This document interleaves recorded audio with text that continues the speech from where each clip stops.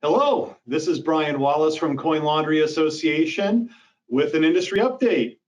It's been a little while since we touched base in one of these videos, but I wanted to check in and bring you an update on what's going on. First and foremost, how are you? I hope you're getting through. I hope you and your family are safe and healthy.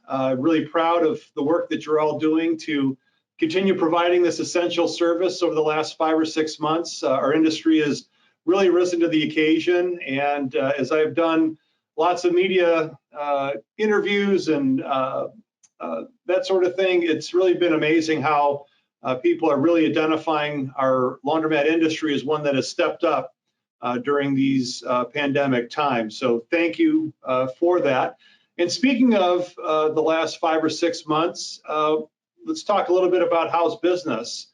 Just like always, it sort of depends on who you speak to, but I would say overall, most of you are reporting that while the initial shock was more like a 30%, perhaps even more reduction in sales during the shutdown orders, to working its way back up to close to normal, certainly within 10% among most of the people that I speak to, which again is a testament to the essential nature of what we do, the resiliency of our customers, as well as you and your attendants, to continue making sure that this important service happens each and every week. I know in speaking with many of you, the focus has now become, all right, this is the new normal. What are the opportunities? What are the challenges? How am I going to continue to make my way through this difficult situation? So obviously, a lot of the stepped up cleaning and disinfecting, I think, has become permanent. I think many of you are continuing to encourage that social distancing and make sure that there's enough elbow room in the laundry to keep everybody happy and safe and comfortable. I've spoken with many of you who have really looked at the recessionary aspect of what's happening right now, and what that typically means are things like perhaps more favorable valuations on stores that you're looking to purchase. This could mean buying that next laundry because of additional locations coming open, perhaps at better prices. I know many of you have injected this cleanliness and commitment to disinfection into your marketing approach. And so we'll continue to talk about sort of the pandemic opportunities and challenges as time goes on, but it's just a quick check-in to see how you're doing and for me to tell you a little bit more about how the industry is faring. While we're at it, I also wanted to share with you a quick advocacy and legislative update, because there are a number of things going on that I want to tell you about just briefly. I mentioned lots of media inquiries earlier every day, including about 20 minutes ago. I did a radio interview here in Chicago. Everyone's interested in the coin shortage, the coin disruption, the circulation disruption, the fact that quarters have been hard to come by for many of you as well as for the general public. Again, you've all shown a lot of creativity in working your way through those challenges, and we've talked about those in articles and in other settings. But it's really been an opportunity to, again, talk with the media about the essential nature of our business. It's been a way to put many of you in touch with one another to help work your way through the challenge of the coin shortage. We continue to have direct contact with the U.S. Coin Task Force that's working on this issue. You may have seen their recommendations that came out a few weeks ago. What they're telling me is that the allocations have loosened up between the Federal Reserve and the local banks. So theoretically, there are more coins available to you now than there were just a few weeks ago. I didn't want to assume that that's true. So in fact, this week, you should have gotten a survey from Coin Laundry Association asking for you to tell us, hey, I wasn't affected at all, or it's been a big problem, or it's gotten better in the last couple of weeks, just really kind of weighing in on how this has affected you. So if you don't mind taking a few minutes to fill that out, I'd really appreciate it. That's information that we can use. Because just recently, the Federal Reserve and their cash product office asked me, Brian, hey, is it getting any better out there? And I want to be able to give them some real feedback from the group. So that was issue one I wanted to mention. A couple other things that I think are worth your consideration.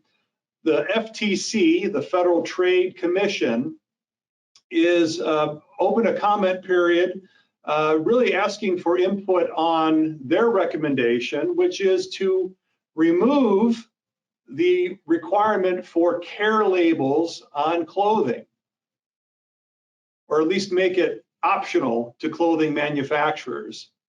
I certainly think that that's an issue. Those of you in particular that are doing wash, dry, fold in commercial accounts, if you don't have the proper care labeling, it leads to potentially damaged clothing, damaged textiles, and putting you in a position perhaps of liability. So we've been talking with the home appliance manufacturers, certainly the dry cleaning associations with whom we're friends, and we're looking at ways that we can weigh in as an industry.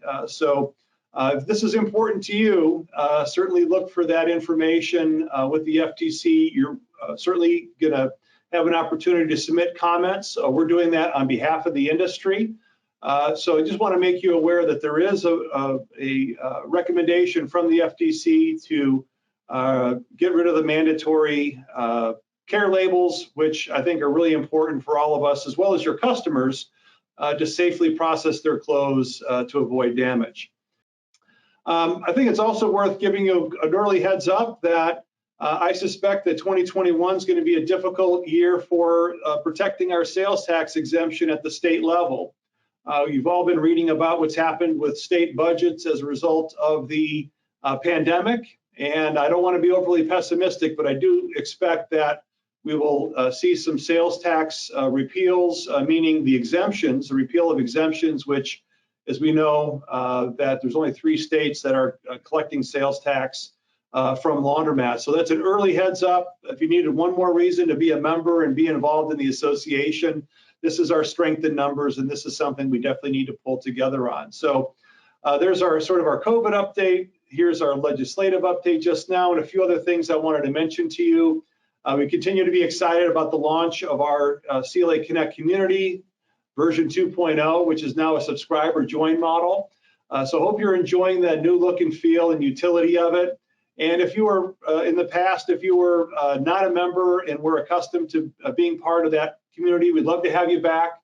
You can subscribe $9.97 a month, or become a full-on member of Coin Laundry Association at $27 a month. Just want to let you know those conversations continue and they're better with you. So please join us and make that small investment in talking shop and helping one another get better at this business. I also want to mention, if you haven't signed up already, next week kicks off our Laundry Cares Literacy Summit, which will be a 3-part virtual series.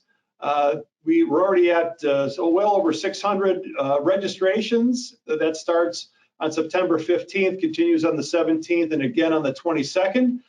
You can go to laundrycares.org/summit2020 to register. It's free, and the more of you that participate, the better, as we exercise our corporate and social responsibility, giving back to the neighborhoods that support us.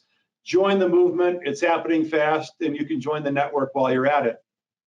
So I'm going to continue to stay in touch with you, sort of restart the occasional videos, checking in with you. I hope you found this to be informational. Anything else you need, you know to go to coinlaundry.org or contact us here at the association. Great to catch up with you. We'll talk to you next time.